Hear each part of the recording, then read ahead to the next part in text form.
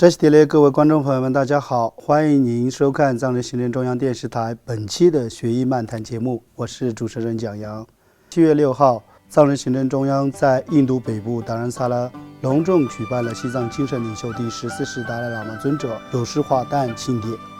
来自世界各国的嘉宾、宗教领袖和数万名藏人齐聚一堂，一同向智慧与慈悲的化身、世界和平导师达赖喇嘛尊者致敬。在这些与会嘉宾当中，有一位特别的华人来宾，他就是旅居美国、常年以雕塑纪念历史与自由抗争的艺术家陈为民先生。在庆典上，他向尊者敬献了一尊象征佛法与精神永续的宝塔雕塑，表达他对尊者推动和平、慈悲与自由价值的崇高敬意。今天我们很荣幸邀请陈为民先生来到演播室，来谈谈他参加九世华诞的感受，他对尊者近期发表的转世声明的看法，听他分享对汉藏交流未来的思考，以及对年轻一代的寄语。陈为民老师，首先很感谢您接受我们的专访。那么您这次特地从美国赶来达兰萨拉参加达赖喇嘛尊者九世华诞的这样一个官方的庆典，那么您身处这样一个充满历史意义的时刻呢？首先能不能请您分享一下整体的一个感受？扎西德赖。这次我来是感受非常深的，这是我第4次到访达赖萨拉，这次意义非同一般。这次是达赖喇嘛尊者九世大寿，他的福祉，他的life 其实对我们整个世界人类是非常重要的。它的意义不仅仅在于西藏人民的精神领袖，它也是全世界和平的一个象征。那么对我们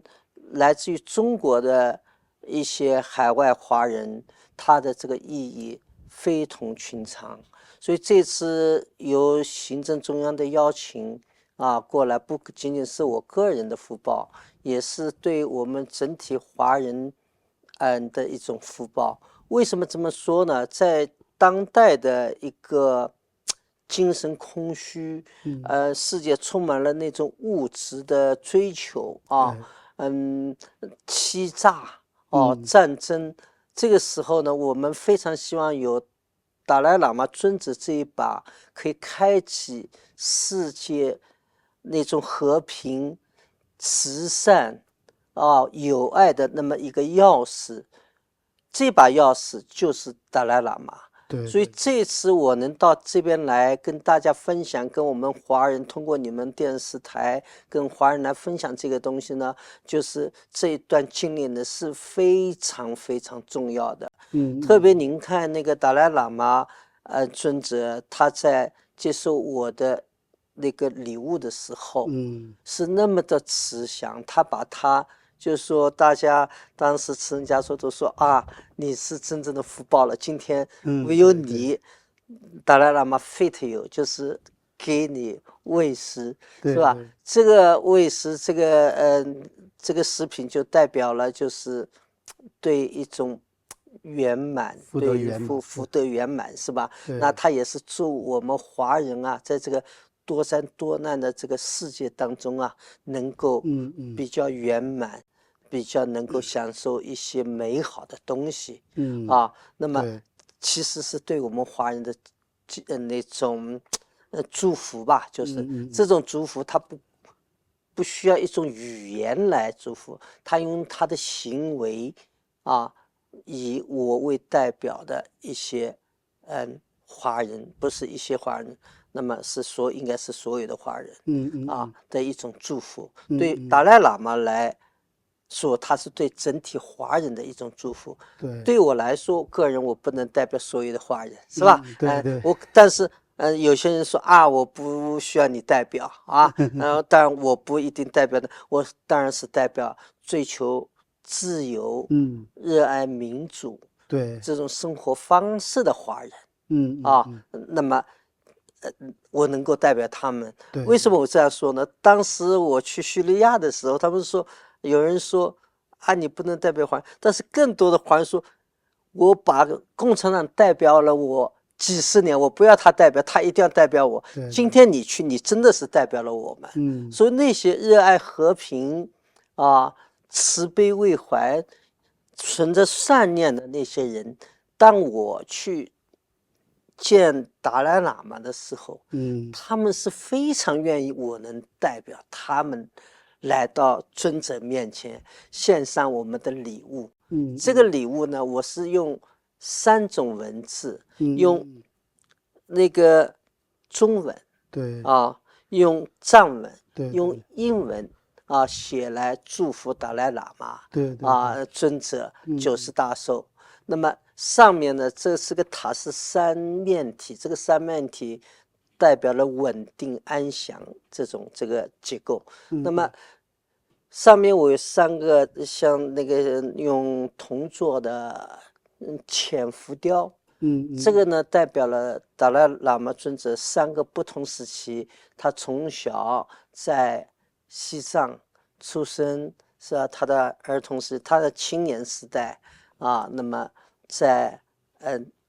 那个西藏度过，然后到他的年长的那个年代。在西方国家那么跟西方的交流，给整个世界带来了和平和美好。当时有一个这个说法，当铁鸟在空中飞翔的时候，藏人心闪于全世界。有这么一个预言。这个预言呢，确实灵验了，就是说。中共的铁马就坦克，中共的飞机就是铁鸟，对西藏进行了侵略，是吧？但是这种侵略就是说，有时3翁4马安知非福。虽然这个西藏被中共独裁者占领了，但是由于藏人心闪到世界，他把达赖喇嘛的慈悲和博爱。这种理想散布了全世界，让全世界更加认识到这种精神食粮的不可缺少。达赖喇嘛给世界带来了一个解开世界危机的这么一个钥匙。所以说，你说就是3翁4马安知非福吧？就是说这个本来是一个非常不好的事情。让那么多藏人流离失所。是吧？抛家舍业是吧？来到了一个陌生的土地。但是就像昨天的印度的部长是吧？他讲到就是说，尊者达赖喇嘛给这个印度带来了福祉。这种精神上，完全。非常重要的，在这个社会上尤其显得重要的这种慈悲博爱的这种精神，带到了这个印度，带到了世界。这是我当时是很有感触的。就是说我当时有一点就流泪。哎呀，达赖喇嘛尊者，我20几年前给他送雕塑的时候，他摸着我的背啊，给我加持。今天又来。Fate 给我喂食，是吧？这种精神食粮通过一种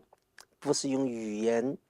所能代表，就是完全就用他的行为来给所有世界上不管我们华人他对所有其他众生平等嘛。就是说我们虽然来自于一个侵略他们的国家，是吧？实际上在这一点呢，我是有一点负罪感的，毕竟我也是属于汉人的一个部分嘛。那么这整体上，当然这个政府它跟我们人民是不一样的，但是如果这个不一样，怎么显得不一样呢？如果我们是沉默的话，我们不就是他的同谋了吗？我们只有在共产党侵略西藏的时候，给西藏人民带来苦难的时候，我们发出了我们的声音，是吧？我们站在弱势的、被侵害的，是吧？被侵略的那一方的时候，我们嗯才能说我们跟这个中共政权是不一样的，是吧？对怎么来证明？所以对，说我作为一个艺术家，用我微薄之力，就是我用我的艺术，我想向西藏人民和尊者表达的，我们作为汉人，我们非常同情的西藏人民的苦难，而且这不仅是这个同情的表达，更是对达赖喇嘛中间道路、和平、理性、非暴力啊、慈悲为怀这种精神上的这种，就是我们得到了那种福报，对，所以说不是仅是一个同情，我们得到了那种精神层面上的一帖良药。这个良药我们在其他地方是很难得到的，对，是吧？但我现在在这边，我得到了这一剂良药，我想这可能就是解开汉藏对立的这种民族对立的一把钥匙。所以我在这个达拉姆萨拉，我找到了这把钥匙。好，那我们都知道，您之前跟尊者献了一尊铜像，你也跟我们的博物馆献了一尊，就是西藏的自由之路。对。那昨天您在这个庆典上向尊者献了一尊宝塔，同时也跟我们的思政献了一尊尊者的这个半身的塑像。所以说我想请您谈谈这两件作品。您刚刚也讲到一叠，但是我想请您谈谈两件作品的一些设计理念，或者是它所承载的一种精神的象征。还有就是当你亲手将这个雕塑献到尊者的手上的时候，那一刻你有什么怎么样的一个情绪或者是体会呢？真的，我有一点感动。我这个人说话不像艺术家一般很夸张，对，我真的感动了。眼睛有点湿润。我能感受到达赖喇嘛对众生平等那种博爱。那么这尊宝塔形的这个雕塑呢，我是有个比较个构思的。上面这个转经吧，就是它其实祈福消灾，寻求平衡、吉祥如意带来美好生活。就是你看他们在藏区都有转经嘛，对，一个转，我今天也去转了好多经在一遍一遍的祈福这是这个在顶端的菩萨保佑，是吧？达赖喇嘛尊者90岁生日快乐，这是上面的。当中这个塔呢，三角塔，上面是铜的，下面这个三角塔呢，我是用陶瓷做的。陶瓷做的呢，它不是，我是用手工做的，虽然它有一点不规则，但是比这种盘子完全规则，这一看呢是机器制作出来的。对，我这种坑坑洼洼，我有些地方故意给它贴成另外一个这种里面这种线条那种比较古铜色的线条，这深赭式的那种线条，我是用个我先把这个陶瓷片我先切下来一片，然后放在那个台子上给它啪啪啪打成裂纹。这种裂纹呢有一种历史感。这种历史感其实表达了那种比较沧桑历史的沉重。西藏人民的一个痛苦的一个历史，有一种成就和历史感，沉甸甸的。不是那么光鲜亮丽的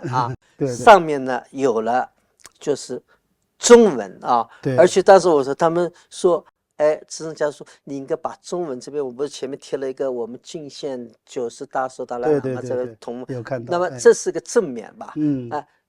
我说应该贴在哪儿？是贴在藏文那边，就对他这个都是藏文。他说你作为一个中国人呢，你应该贴在那个正面是中文来祝贺达赖喇嘛，这更加有意义啊。对，所以这边就是正面，所以说我们有很多的考量，一个有它的历史的传承啊，苦难的西藏人民的苦难表现，又有那么上面比较亮一点的3种文字，也代表了一个是藏文，代表了中国文化啊，那个西藏的传统文化啊，这个一看，那么中文，那么有一个汉藏的一个交流啊，对，这种交流又有一种苦难、痛苦和吉祥如意交叉的那种非常复杂的那种东西。有共产党也是汉人，还有汉文的呀，对，是吧？对，他们对西藏文化的一种破坏，但是也有我们海外华人，对西藏人对达赖尊者的一个尊重，是吧？也是用这个汉文来书写，对，所以这里面是特别复杂的一个含义。但是，我用这个含义，用我们汉人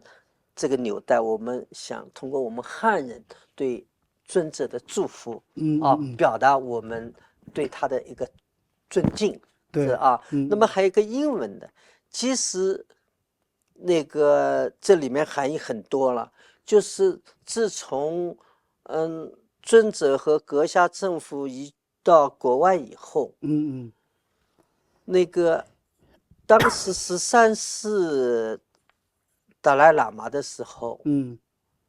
他们还是一个传统的政教合一的一个政府。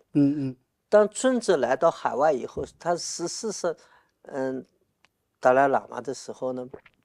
这个世界在变化，他在西方现代文明社会当中感悟到那种政教的合一的这种政府可能不太适应于这个世界的潮流，对，所以他就改变了这个。他在11年的时候，他把政教分开，就是他尊者，他是一个精神领袖，一个精神导师，是传统的佛教的一个上师，他把俗世的他还给政治权利，交给了西藏那么多全民去选举是47个那个国会议会议员，然后再选出施政啊。施政在英文当中就是 president 其实是总统啊，总理啊。那么你们翻译成施政，从这个字面上的翻译就说明这个藏人啊是一个非常谦和的一个民族。他没有，我们一看 president 就是总统呀，是吧？他一个施政，所以说这种也做翻译当中也说明他们的这种谦卑啊。所以这一点上就是说，而且尊者他对西方的现代科技啊什么，他做这种宇宙都有很多的讨论。所以我这个3个历史时期啊，就通过我们的不同的文字就表达出来了。这就是我这个整个作品啊，有这种下面是一个印幕的啊，这个基座啊，这么我整体上有这么一个含义，然后还有那个盒子呢，我是用这个盒子我也是考虑了很多，然后我问慈生家作，我的感觉我说藏人用金黄色的那个黄泉的那种用的比较多，还有用红色的。那么尊者是应该用，他是代表权力那个黄，他是就相当于教皇，他是那个是尊者，那么是不是用黄色呢？还是用红色哪个好？那么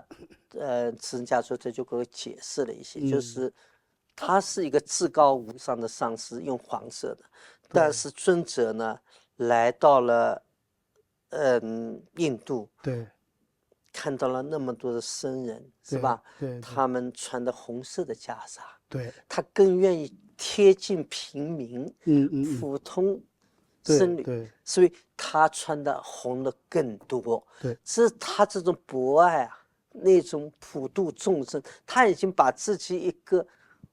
皇权的象征呐，一个神呐，对，下凡到一个民间，一个普度众生，他就成了个众生的一个分子。对对对，这就是耶稣啊，代表上帝，他化身为一个普通人来救世啊。对，这种就是尊者的真正伟大之处。我们你看那这个习近平，他是一个200斤，是个什么梁家河的一个小学毕业的这个文化，他要给自己打扮成个神啊大家来那个是不是？他要造神啊，是著书那么多书啊，这个习近平治国理念什么，其实这都人家给他写的，他弄成他是一个伟大的不得了的一个作家、大师，什么都懂得这么一个，其实他英文都说不准。那天访谈不是就是这样拿出本质来了吗？而且，当他的随从没有出现的时候，他连最起码的英文都不知道吗？对，哪有达赖喇嘛尊者这么智慧？是吧？他要把自己从神他降低到一个普通的人。这你看，一个专制独裁和一个有着传统文化教育和西方现代民主思想结合的那么一个伟人。我其实一个艺术家是不崇拜什么人的，对，但是我在我的房间里也很少放什么跟这个总统那个总理新西兰说这握手这我是不放的，然后他们都是凡人。但是唯有尊者的那个东西，我是特别的，人家说你怎么也会崇拜人呢？你这个艺术家不是自由的吗？我说那我就讲到2点，人家是一个凡人，要把自己扩大成一个神。对，达赖喇嘛是尊者，他要把自己一个神，他降到一个凡人来普度众生。所以这就是我说为什么我会对他特别的有一种崇拜。这个崇拜这个词汇本来在我这个艺术家里面没有的，但是他的崇拜，你看不光是我呀，像那个理查基尔啊，这是他是这个在美国和世界是大紫大红的那么一个演员啊。对啊，他就是给尊者一个学生，他认为他是他的一个学生，他已经感到非常的荣幸。对，那我当然连他的学生还不够格嘛，但是这种难于言表的对尊者的一种真情的，对他那种慈悲为怀、普度众生，把自己放到一个凡人的地位，我对他这种人呐，这种宽大的胸怀啊，那我是非常的敬佩。这是刚才讲到，所以我后来用了红色因为红色能够代表尊者的心意嘛，他不想要高高在上我是王者，我是不可一世的圣人，我是一个神，是吧？所以我想，这可能是尊者更加愿意看到的，所以我用了这个红的，因为海浪们，这个海浪是达赖喇嘛，就是海浪的意思，是海的意思，对，它是智慧如海的，智慧如海，所以说我后来就用了这个作为那个盒子。好，那么另外达赖喇嘛尊者呢，就在几天前就是公开发表声明，就他的转世议题，宣布呢将继续延续达赖喇嘛的转世体系。那么您作为一个长期关注人权和这个自由的艺术家，您对尊者的这样一个声明，你有什么观察或者是看法呢？我是在这边，我听到这个，我认为是非常的重要。这位佛教作为一种哲学和一种宗教的话，我们对世界我们有很多的不可知。对，我们并没如果我大概是这教学吧，我比较中国都是无神论的教育，西方是有神论的教育，但在西方的政治制度上，你也可以有神，也可以无神，因为这个世界它是你不可知的。有很多事情我们是不可知的、不可解释的。那么就像转世的时候，达赖喇嘛的那种智慧，他都已经就在摸东西的时候，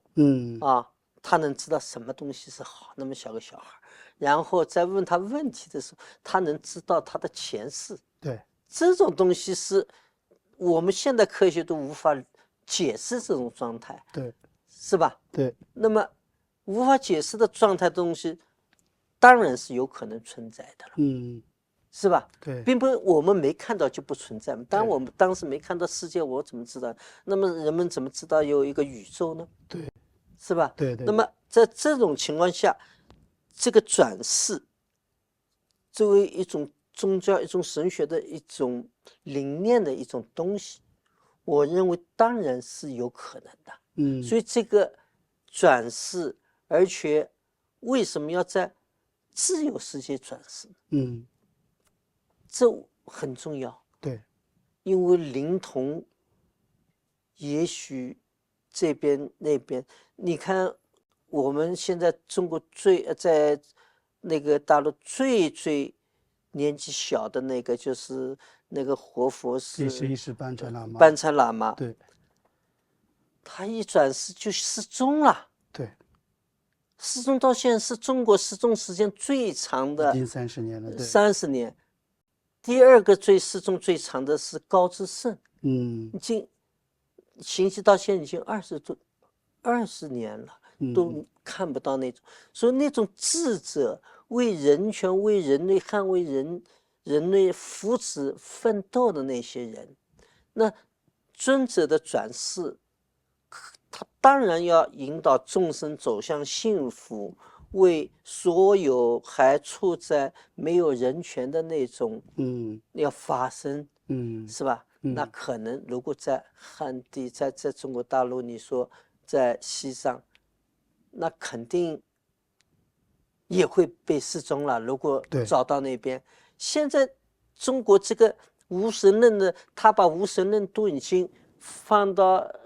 大昭寺在西藏，什么那个都贴到那些家里啊，对，都要贴上这个领袖像了，习近平像。达赖喇嘛只能人家放在后面，他们还是心里有达赖喇嘛，对，放在后面。但是外面看到习近平你不服贴，你这个可能就要坐监狱啊，什么东西了，是吧？这高压是，他就是根本就是一个无神论的人。你看，一个无神论想要指导，一个有神的这么一个寻找就是转世的这么一个，这是一个很荒诞一个笑话嘛。对。但是在中国，他就这个笑话就是一个现实。所以说，尊者和阁下政府就是行政中央，就是决定就是把这个在海外，在自由的土地，他找到这个是我认为作为一个凡人，我认为确实非常英明，它是一个自由的真正的选择。在中国，它就不可能有那么自由真正的一个寻找转世的可能性，是吧？对。好，那我们大家都知道，您长期透过这种艺术和行动的倡议呢，倡导这个自由的价值，同时也长期关注藏人的处境。那么在节目最后，我想请教您的是，您对于未来汉藏之间的交流和理解呢，您保持怎么样的一个希望，以及您对年轻一代的藏汉青年有什么样的建议？对，我是认为随着时间的延续，我们需要更多的年轻人参与到那个汉藏交流当中。那么不会因为随着时间的延续，一些人变老了。就这次吧，就是我来就有一个感触，就是原来这一批就汉藏学者呀什么，因为像有一些人他们脚可能不行了。有些身体不好看病，据我所知，已经有3个人，就是因为身体状况而不能前行，还有一些是因为签证的原因什么，所以我们希望有更多的通晓，像西藏有更多的通晓藏文，又有英文，那么又有中文，就是现在是一个国际大家庭，需要有更多的有国际视野的人，把藏传佛教慈悲为怀这种理想，这种就精神食粮带给世界。如果有这么多一批人的这种交流，他可能就把这种能给世界带来和平和美好的东西传播给整个世界。如果仅仅是我们这些人，那么再过10年、20年，那可能这种就会中断。我们希望是有薪火相传，薪火相传，对，更多的人在尊者的感召下把这种和平理想这种带给这个世界给这个世界没有战争，没有痛苦没有饥饿是一个平和吉祥如意的一个世界。这是我对年轻的一代的人，包括西藏人和海外的印度和欧美的那些人，还有我们华人的一个期许和希望。好的，谢谢，再次感谢陈为民老师接受我们的专访，谢谢，非常感谢给我这个机会，可以通过你们的电台和电视，把我们一个华人的心声传播给大家。这样的话，我这次来就是一个呢，尊者给我美好的祝福，我回去也会跟我的朋友们和华人朋友们分享。那么我也已经告诉我们在那边我们有民主党和爱好民主自由的朋友们，我说我16号回去会跟他们分享，这是我在达赖萨拉的不仅仅是尊者的会面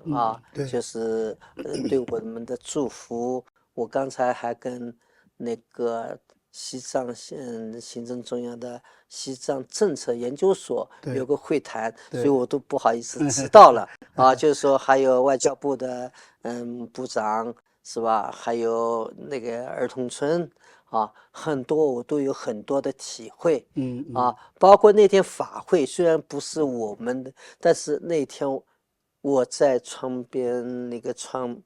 我就很远距离在听达赖嘛，我有一种感悟，这种感悟确实是比较深的。如果没有像达赖喇嘛尊者这种智慧的引导呀，这种事情会一再发生。对，当年的共产党的铁马铁鸟降临，给整个西藏社区带来了灾难。对，因为还是这个政权，达赖喇嘛的思想没普及到中国。你看这次COVID-19，对，又使得一大批人走线来到世界。对，这是一种轮回呀。对。所以这点我特别就在聆听那个用真正的在开始和用经的在念经的时候，我就想到我眼睛闭起来，虽然我听不懂，对在菩提经莲花经在念的这个时候，我这个进入一种沉思状态，就是我看到了，因为这个尊者的活法没有到中国，很遗憾没有传到中国，中国人民又遭受第二次灾难。对，这个灾难第一次是带给了西藏，第二次又带给了我们广大的华人。所以只有尊者这把钥匙解开，才能使中国世世代代不会有这种灾难，藏人不会有灾难。所以说我这次确实我找到了这把钥匙。好的，谢谢，谢谢，非常感谢您接受采访，非常感谢。观众朋友们，以上就是本期节目的全部内容。欲了解更多有关西藏境内外的讯息，请登录屏幕下方的网址感谢大家的收看，我们下期节目再会。それらも